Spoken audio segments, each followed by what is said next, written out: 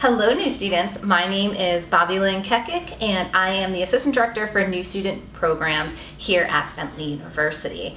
And I'm going to share with you today 8 tips to help make the most of your new student orientation experience.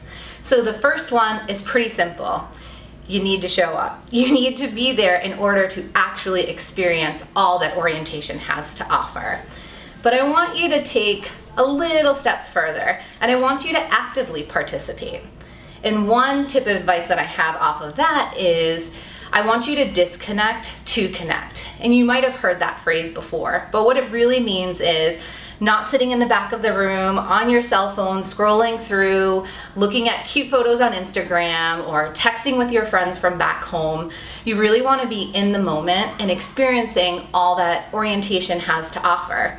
Your staff and your faculty and your orientation team build this for you so that it can really be that foundation for you to start your career and your path on this journey. So it's important to be there and to be present. The next tip is be open-minded. And what I mean by that is you are going to meet faculty, staff, and other students from all across the world. And you might learn about values, beliefs, or experiences that you have never experienced yourself. And that's okay, and that's exciting. And what I want to challenge you to do is if you hear something that you don't quite understand, or maybe doesn't mesh with where your values are, ask somebody, tell me more. Get to know a little bit more about what that is, because it's only going to help you become more of a well-rounded person and really help to make that experience even better. The next piece that I have, and this is something specific that I tell all of my new students, is take off your cool hat. And what does that mean? So every time that we come to a new experience, we don't want to be that person to say something that's a little bit silly or to be judged by something that we do. And so we might be a little bit more reserved or not want to speak up or participate in a session because we're nervous what people might think of us. We want to make the best impression possible. So sometimes we act like we're too good for something. And what I want to encourage you to do is step up to that comfort level that you have and take a little look over and just jump head in and take that risk and really be your full self. This is your opportunity to really decide what you want this experience to be.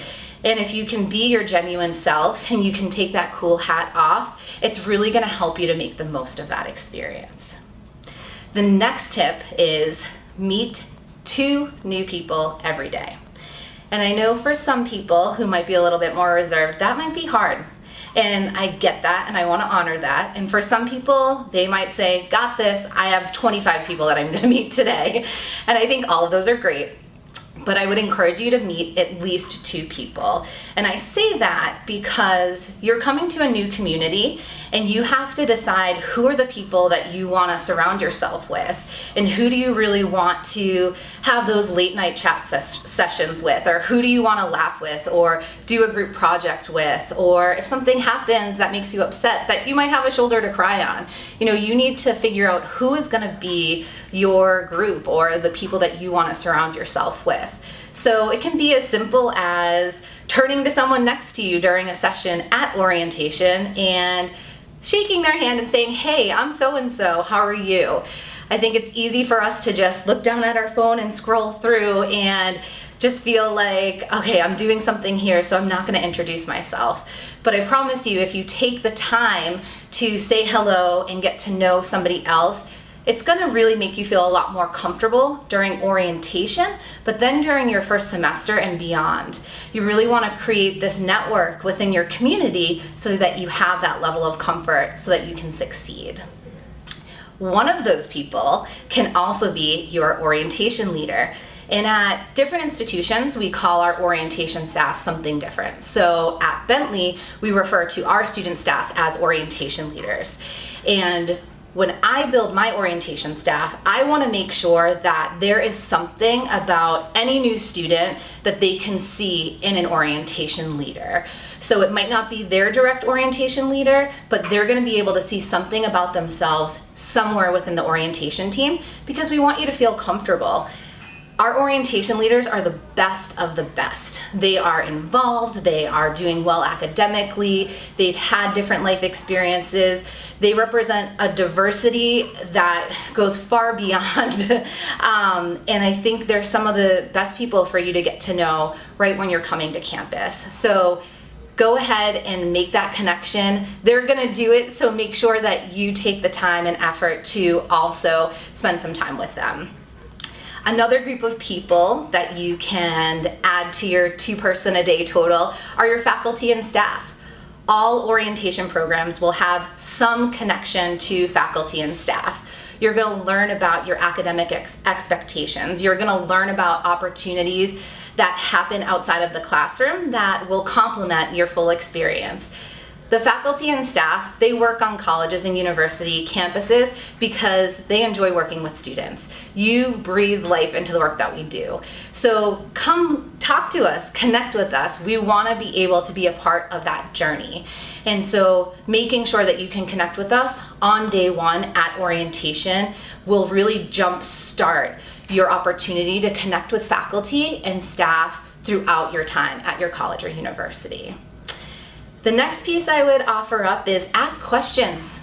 You know, we all go into these new environments and we're afraid to raise our hand and ask a question. We get that pit in our stomach and we're uncertain if anyone else has that same question, so we don't ask. And I promise you, more times than not, there's at least 25 other students that have that same question. So ask it. Orientation is that time, as I mentioned before, to really build that foundation so that you can be successful. And you want to have those questions answered as you go into that first day of classes. Now, believe me, throughout your first semester, you're going to have a whole lot of questions. And that's why it's important to start those groups early in orientation, to meet your orientation leader, to meet those faculty and staff members that can help be a mentor and a resource for you. And last but not least, have fun. You have worked so hard to get to this point. Hopefully you'll be going to your dream school and you're ready for this next step and you're excited about it. So celebrate it. It's an opportunity to really get excited, to join in on the activities that happen at orientation. You're gonna have a blend of presenters, you're gonna have some interactive workshops. It's gonna look different for everyone depending on the institution that you're going to, but there are opportunities to have fun and you need to take advantage of it. So those are a few quick tips to really help make the most of your experience. Congratulations, good luck, and have a great first year at college.